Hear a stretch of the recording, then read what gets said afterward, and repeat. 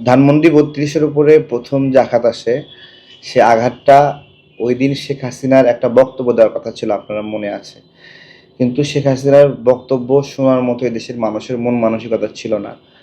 তখন এর এগেইনস্টে ওই সময়টাকে বিজি রাখতে মানে একটা উদ্যোগ ছিল ধানমন্ডি ৩২-এর দিকে সবাই যাবে।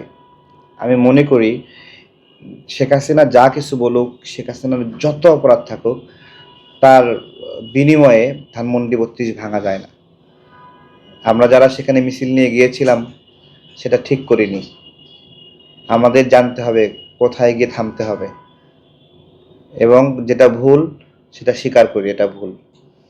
আবার আওয়ামী লীগের ভাইরা আমাকে আবার ভয় দেখায় ধানমন্ডি ৩২ ভাঙার জন্য। আমি ভাই কড়াই ইট ভাঙছি, এবং এবং আপনাদের হাতে, এদেশের মানুষের আপনাদের হাত লাল হয়েছে।